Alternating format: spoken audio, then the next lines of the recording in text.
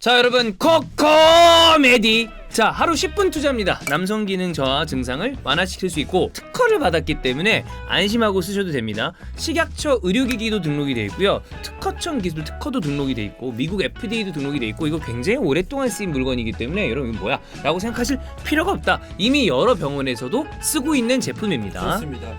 저도 이제 40살 됐기 때문에 아직까지는 뭐 별다른 이상이 없다고 생각합니다만은 근데 제가 계속 광고를 하다 보니까 제품에 대한 어떤 그 어색함이 사라졌어요. 네. 이 어색함이 있기 때문에 내가 이런 것까지 해야 돼라는 분들도 있을 것 같거든요. 근데 제가 만약에 뭔가 조금 좀 부담되거나 어색하신 분들은 상담하세요. 상담 받으세요. 그리고 요즘에 여러 가지 환경의 변화, 그 다음에 앉아서 일하고 이런 분들은 젊은 나이에도 기능에 문제가 생기는 경우가 있어요. 근데 그게 그냥 두면 진짜 안 된다?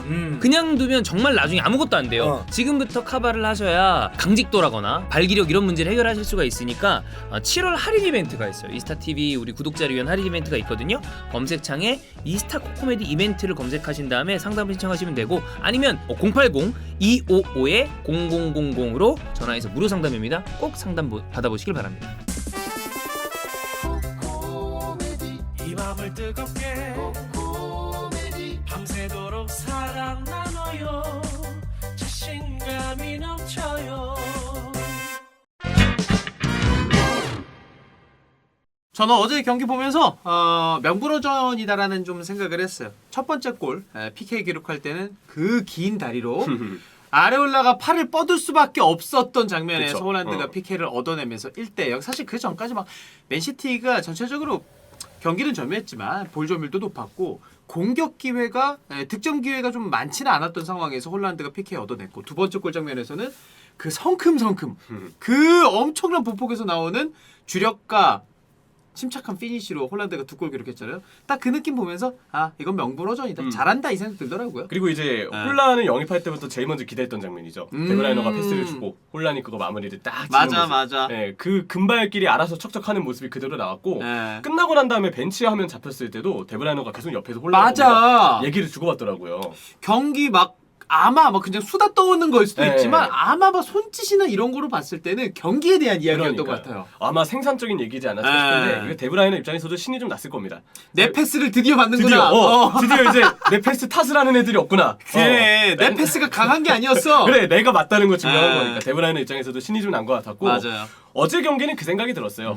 그러니까 이제 맨체스터 시티가 진짜 9번을 품음으로써 팀 경기력의 100%가 아니어도 이길 수 있는 무기가 새로 생겼다. 이게 혼란의 영입을 통해서 저는 좀 완성되지 않았나 싶고요. 예. 그리고 이곳을 가나 여길 가나 저길 가나 다 지금 혼란 얘기예요. 얼마나 슈퍼스타인지 다시 한번 좀 확인할 수 있는 그런 존재감이 좀 있지 않았나 생각이 좀 들고요. 네. 무엇보다 제가 아버지인 알피 혼란이 왔죠. 아 알피 굉장히 혼란. 만족스럽게 보더라고요. 예. 약간 이제 살찐 혼란의 느낌이었어요.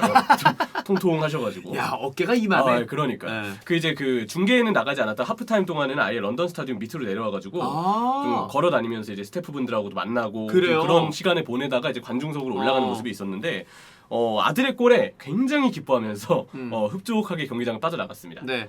홀란드가 사실 두 골을 기록을 했기 때문에 내친 김에 개막전 해트트릭 기록하는 거 아니야라고 기대하시면서 보시는 분들이 많았을 것 같은데 홀란드가 그게 저는 좋은 의미에서 이거는 좀 아쉬워했던 것 같아요 홀란드가. 그렇죠. 네. 그리고 이게 어쨌든 제 생각에는 아직 이 선수들의 뭐 컨디션이 감각이 100%는 아니잖아요. 다른 경기 보면은 쥐났던 선수들 많아요. 그러니까요. 그래서 초반부터 무리하면 안 되고 아마 이거는 뭐 펩도 펩이지만 피지컬 코치까지 같이 의논을 해서 선수들별로 이 선수 지금 몇 분까지 뛸 수 있습니다라고 사전에 어느 정도 정해놓은 게 있을 거예요. 그래서 멀티골은 얻지만 일단 너무 무리시키면 안 되겠다. 예. 그리고 또 하나는 혼란이 지금까지는 참 좋은 모습을 보여주고 있지만 원래 이 선수가 부상 리스크가 있습니다. 맞네. 지금부터 혹사시키면은 위험할 수 있어요. 근데 그 포인트를 아무래도 시즌 초반이다 보니까 생각 못했는데 어떻게 보면은 그게 제일 중요한 걸 수도 있어요. 맞아요. 네. 저는 오히려 일찍 이렇게 교체아웃을 해준 게 사전에 약속했을 가능성이 크고 부상 예방 차원 그리고 선수의 감각을 그만큼 팀이 신경 쓰고 있다는 거니까 그런 부분에서는 좀 긍정적인 부분이 많지 않았나라는 생각이 좀 들고요. 네. 홀란도 인터뷰를 통해서 그걸 얘기를 했었어요. 네네네. 이 얘기를 먼저 좀 할게요. 해트트릭 할 수 있었는데 하다가 아 내가 욕을 했군요 죄송합니다. 네. 이게 그 영상이 있더라고요. 네, 맞아요. 그 이제 경기 끝나고 이 뒤에 이거 광고판 보도 같은 거 이렇게 딱 띄워놓고 스카이 스포츠 채널에서 인터뷰를 했는데 자기도 모르게 그 욕을 했다가 그 여기서 이제 그 방송 쪽에서 아 죄송한데 이거 표준어로 써야 된다니까 미안하다고 하면서 이렇게 정중하게 사과하더라고. 다시 여기 오면은 얘기했었죠. 그냥 욕하면서 인터뷰 되는 그 여기서는 가능하죠. 네. 네. 히든 풋볼을 하던지 차라리. 그러니까. 근데 어쨌든 혼란이 이 얘기를 했던 거는 그 맥락을 봤을 때 전체적인 인터뷰의 맥락을 봤을 때 헤트트릭 할 수 있었는데 감독이 나 덜 뛰게 했어요. 이게 아니고 맞아요. 뛰는 시간 동안 더 많은 기회들이 있었는데 내가 그걸 살리지 못했다. 이 느낌의 뉘앙스로 지금 해석을 할 수가 있겠더라고요. 또 하나 얘기는 벌써 마지막 골을 넣은 지 30분이나 지났네. 계속 골을 넣고 싶다. 이런 얘기를 또 했습니다. 그러니까 이 욕심이 네. 정말 있어요. 긍정적으로 발현이 되는 거예요. 홀란드 같은 대단한 선수한테는. 그리고 이제 저는 이제 잘츠부르크 때부터 혼란이라는 선수를 좀 많이 중계를 통해서 팔로우를 했고 맞네. 그때 되게 귀엽게 봤어요. 무서우면서도 귀엽게 봐서 좀 인상이 남았던 선수였는데 그때 이제 중계 자료를 찾아보면서 다양한 선수들의 얘기들을 이제 종합하고 정리하고 하잖아요. 황희찬 선수도 아마 그 얘기를 했었을 거예요. 혼란이 축구에 대한 열정이 좀 뛰어나다. 되게 열정적이다. 뭔가에 좀 집중적이다라는 얘기들을 했는데 이 선수가 이런 축구에 대한 그리고 골에 대한 집념이 있기 때문에 그동안 우수한 스트라이커로 성장할 수 있었고 그걸 또 보여준 게 지금의 이 인터뷰인 것 같아요. 아 그래요? 맞아요. 경기 끝나고도 약간 농담 삼아 한 얘기긴 하지만 마지막 골 넣은 지 30분 지났는데 더 골을 빨리 넣고 싶다. 이런 얘기들을 하는 거는 얼마나 이 선수가 집념이 있고 또 축구에 대한 어떤 집중력이 있는지 막 그 예전에 그런 얘기를 했었잖아요. 여자친구가 축구공이다. 뭐 이런 얘기까지도 좀 돌았을 정도로 혼란은 축구에 대한 순수한 열정이 있는 선수다. 그렇게도 좀 볼 수가 있을 것 같아요. 어제 이제 프리미어리그에서는 데뷔전이었잖아요. 커뮤니티 실드를 제외하고 그냥 리그에서 데뷔전에서 사실 멀티골을 기록했는데 이게 좀 특별한 의미가 있는 기록이라고 생각을 해요. 저는 개인적으로. 맞습니다. 유일하게 이제 맨체스터 시티에서 프리미어리그 데뷔전에 멀티골이 기록했던 선수가 세르 아구에로. 그러니까. 그리고 혼란이 이번에 맨체스터 시티 역사상 두 번째로 네. 프리미어리그 데뷔전에 멀티골을 작성을 했고요. 사실 아구에로는 그 이번에 또 교체 출전이 돼서 괜찮은 킥을 보여줬던 훌리안 알바레스가 네. 플레이 스타일이 되게 좀 정말 닮은 느낌이거든요. 근데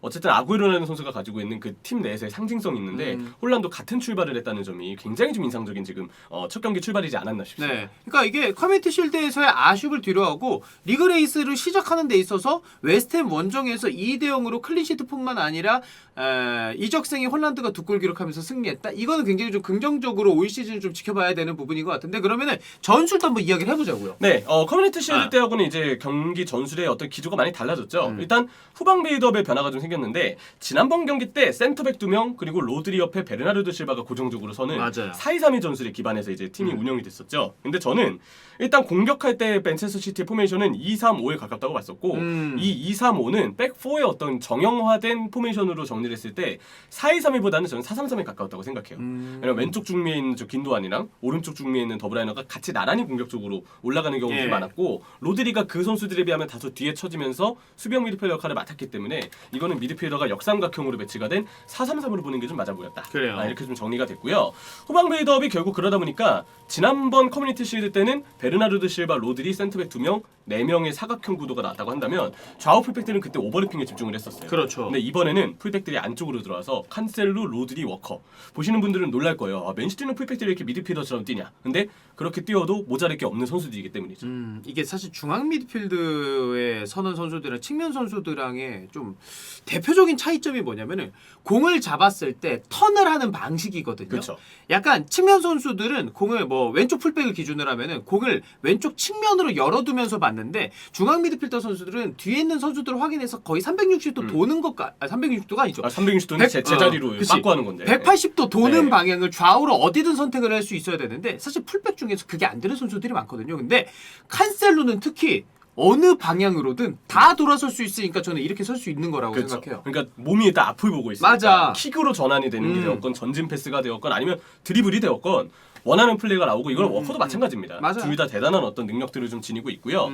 자 그리고 여기에 더해서 칸셀로와 워커가 뒤를 받쳐주고 로드리라는 아주 든든한 미드필더도 있으니까 맞아요. 이 균도안이랑 더브라이너는 좀 더 하프 스페이스 공략에 집중하면서 전방 쪽으로 올라갈 수 있습니다. 이러면 그릴리시, 균도안, 홀란, 덕배, 포든 전방에 5명이 서면서 예. 후방의 자원들이 전방 쪽으로 줄 수 있는 패스 루트가 굉장히 많아지게 되고요.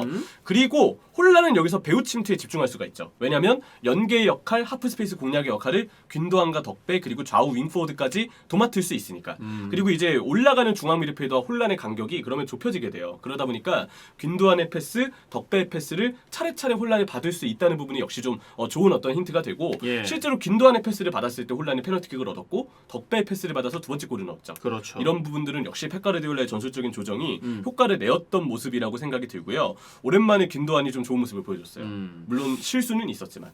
균도안 선수가 그 PK 얻어내는 장면에서 턴으로 패스 줬었잖아요. 저는 이거 진짜 클래스다. 균도안 선수가 펩이 균도안을 좀 애용하는 이유가 저는 오늘 경기에서 좀 나았다라고는 봐요. 마무리 관여 능력, 그러니까 예. 키패스를 뿌리거나 그렇죠. 아니면 종종 박스로 들어가서 직접 득점을 할 때 어떤 센스는 타고난 어떤 기질이 좀 있는 선수고요. 때때로 이제 혼란은 좌우 측면으로 빠져서 중앙 미드필더 윙포에드의 공간을 만들어주기도 했었는데 예. 이렇게 팀플레이의 움직임까지도 점점 더 나아지는 모습을 보여줬던 엘링 혼란이 되겠습니다. 근데 맨시티가 이대로 개막전 이후부터 다 승승장구하고 38라운드 다 이길 수는 없단 말이에요. 부족한 부분이 있긴 했어요. 맞아요. 일단 이번 경기도 팀 경기력의 100%는 아니었습니다. 왜냐? 뛰는 선수들의 감각이 100%가 아니어서 그랬던 것 같은데 데브라이너나 칸셀로 등 기존 에이스들도 사실 킥이 좀 빗나가거나 타이밍이 어긋나거나 확실히 컨디션이나 감각이 좀 100%가 아니라는 어떤 생각이 좀 들었고요. 그러다 보니까 전체적으로 선수들이 좀 조심스럽게 경기를 풀었고 경기 템포가 그렇게 빠르진 않았습니다. 그리고 2-3-5 전술은 하프 스페이스를 중미가 폭을 벌리는 거 윙포워드가 맞다 보니까 윙포워드와 중앙 미드필더 간의 호흡이 중요한데 일단 여기가 더 가다듬어지기 위해서는 시간이 필요할 것 같고요. 결정적으로 저는 그릴리시가 참 답이 안 나온다고 생각해요. 제가 올 시즌 그릴리시를 왜 기대했냐면 프리시즌 보면서 아무래도 홀란드라는 대단한 9번 공격수가 있다 보니까 상대 센터백 2명이 만약에 포백이면은 홀란드 쪽으로 훨씬 더 많이 붙어요. 그러니까 왼쪽 측면 공간이 많이 나왔고 그릴리시가 예전에 더 잘했던 이 아스톤빌라 시절을 생각을 해도